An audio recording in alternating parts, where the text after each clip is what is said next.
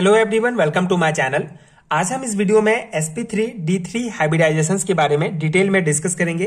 इसके एग्जांपल में IF7 molecule का फॉर्मेशन किस प्रकार होता है उसको समझेंगे। बहुत इंपॉर्टेंट टॉपिक है बीएससी लेवल के थ्योरी एग्जाम्स के लिए। उस अकॉर्डिंग आपको ये नोट्स प्रोवाइड करूंगा एंड इसका बेसिक कॉन्सेप्ट समझाने का प्रयास करूंगा, जो डेफिनेटली आपके एग्जाम प्रिपरेशन के लिए बहुत हेल्पफुल होगा। बेसिकली ये टॉपिक आपको कोवलेंट बॉन्ड यूनिट में मिल जाएगा। अगर आपको कोवलेंट बॉन्ड यूनिट का कंप्लीट नोट चाहिए तो नीचे आपको डिस्क्रिप्शन बॉक्स में लिंक मिलेगा, आप चेक कर सकते हैं। sp3d3 हाइब्रिडाइजेशंस क्या होता है?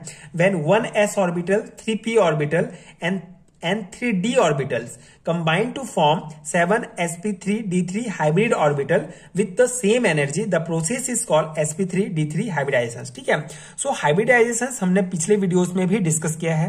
हाइब्रिडाइजेशंस का बेसिक कॉन्सेप्ट क्या होता है कि जब दो या दो से अधिक ऑर्बिटल आपस में कंबाइन करके नए ऑर्बिटल्स का फॉर्मेशन करते हैं सेम संख्या में, जिनका एनर्जी भी सेम होता है, तो उस प्रोसेस को हाइब्रिडाइजेशंस कहा जाता है। ठीक है, जितने प्रकार के जो है एक दो या दो से ज्यादा ऑर्बिटल्स, ठीक है, जैसे s हो गया, p हो गया, sp2, sp3, sp3d2, ठीक है, हमने बहुत सारे हाइब्रिडाइजेशंस पिछली वीडियोस में डिटेल में डिस्कस किए हैं।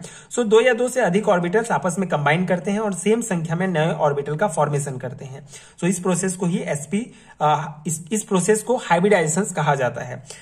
इस केस में क्या होगा, यहाँ पे बेसिकली जो है एक s, 3p और 3d जो है ऑर्बिटल आपस में कंबाइन होकर इस प्रकार से 7 जो है sp3d3 हाइब्रिड ऑर्बिटल का फॉर्मेशन करते हैं। तो इस प्रोसेस को sp3d3 हाइब्रिडाइजेशंस कहा जाएगा। ठीक है, ये बेसिक कॉन्सेप्ट है हाइब्रिडाइजेशन से रिलेटेड, जो हमने पिछले वीडियोस में भी हर एक हाइब्रिडाइजेशंस को जब समझा है उसमें भी डिस्कस किया है। ठीक है, नीचे आपको प्लेलिस्ट का लिंक मिल जाएगा जिसमें आप कोवलेंट बॉन्ड यूनिट से रिलेटेड सभी वीडियोस देख सकते हैं एक एक करके, जो डेफिनेटली आपके एग्जाम प्रिपरेशन के लिए काफी हेल्पफुल होगा। तो ये हो गया बेसिक कॉन्सेप्ट। अब इसको डायग्राम में कैसे रिप्रेजेंट करना है, देखिए हमने 1s ऑर्बिटल जो कि राउंड शेप में होता है, 3p orbital px, py, pz लिया है, एंड 3d ऑर्बिटल, ठीक है, dxy, dyz, dzx, ठीक है, ये तीन जो है d ऑर्बिटल लिए हैं। तो जब ये जो है 7 ऑर्बिटल्स आपस में कंबाइन होंगे और इनके बीच sp3d3 हाइब्रिडाइजेशंस होगा, तो इस प्रकार का हमको जो है एक स्ट्रक्चर प्राप्त होगा। ठीक है, इस प्रकार के हमको जो है 7 न्यू, यहाँ पे आप 7 न्यू हाइब्रिड ऑर्बिटल प्राप्त होंगे। देख सकते हैं 1 2 3 4 5 6 7, ठीक है, तो 7 जो है ऑर्बिटल आपस में कंबाइन होंगे और 7 नए जो है हाइब्रिड ऑर्बिटल प्राप्त होंगे।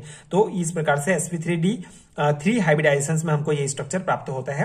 And the shape of this orbital is pentagonal bipyramidal molecule IF7 is formed in this manner. ठीक है, तो ये जो शेप है इसका, ये जो होता है पेंटागोनल बाइपिरामिडल होता है। बेसिकली जितने भी हाइब्रिडाइजेशंस हैं sp, sp2, sp3, sp3d, sp3d2, इन सभी में आपको जो है उनका स्ट्रक्चर बहुत जो है अच्छे से याद रखना पड़ेगा, क्योंकि ऑब्जेक्टिव टाइप क्वेश्चंस में भी पूछे जाते हैं सेमेस्टर एग्जाम्स में।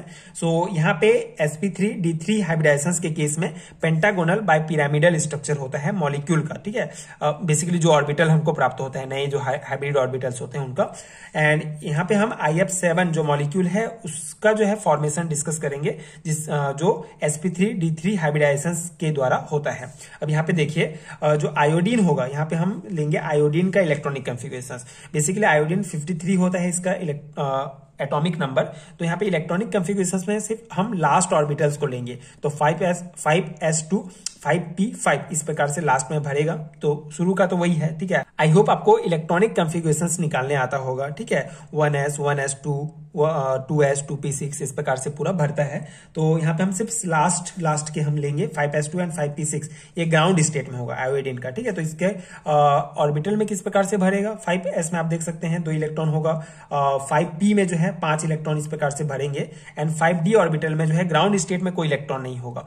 बेसिकली यहाँ पे एक्साइटेड स्टेट में क्या होगा, एक्साइटेड स्टेट में ये जितने भी डबल है, ठीक है, इलेक्ट्रॉन के जो पेयर है ये जो है सिंगल हो जाएंगे, और एक्साइटेड स्टेट में 5s का जो एक इलेक्ट्रॉन है यहाँ चले जाएगा, जो है ये 5px का एक इलेक्ट्रॉन यहाँ, और 5p y का जो एक इलेक्ट्रॉन है यहाँ पे चले जाएगा, और इस प्रकार से एक्साइटेड स्टेट में हमको ये प्राप्त होगा। ठीक है, जितने भी लास्ट के जो ऑर्बिटल्स हैं उसमें सिर्फ एक एक इलेक्ट्रॉन प्रेजेंट होंगे। अब यहाँ पे sp3d3 हाइब्रिडाइजेशंस का प्रोसेस होगा।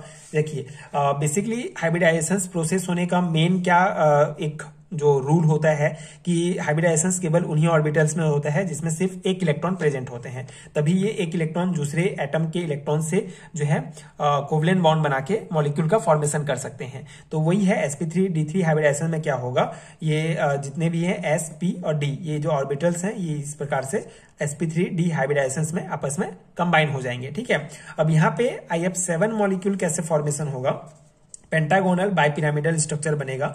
बहुत सिंपल सा है, जो हमने पहले स्ट्रक्चर में देखा, ये हमको स्ट्रक्चर प्राप्त होता है। ठीक है, फाइनल स्ट्रक्चर प्राप्त होता है जब ये ऑर्बिटल्स आपस में कंबाइन होते हैं। ये बेसिकली हाइब्रिड ऑर्बिटल का स्ट्रक्चर होता है।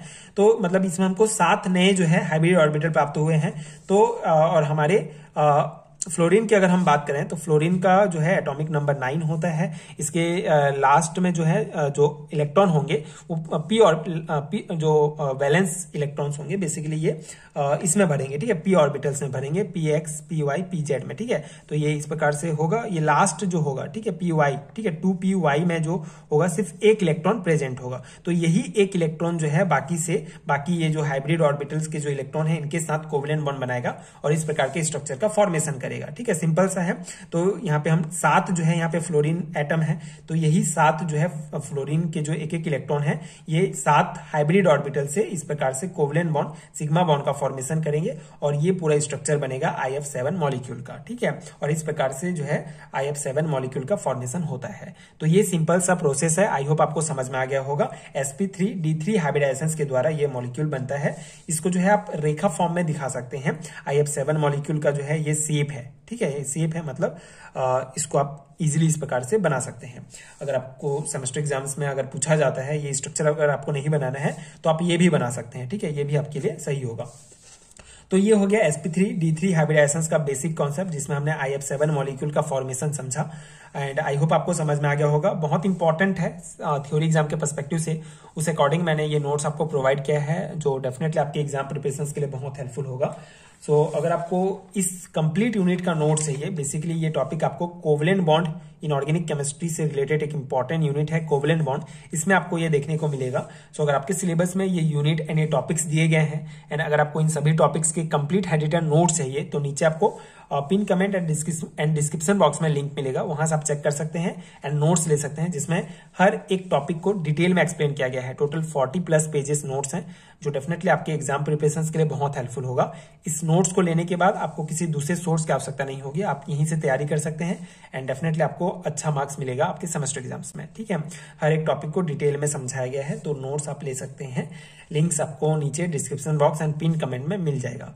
एंड अगर वीडियो हेल्पफुल है तो आगे की वीडियोस देखने के लिए प्लीज चैनल के साथ जुड़े रहिए। Thank you so much for watching.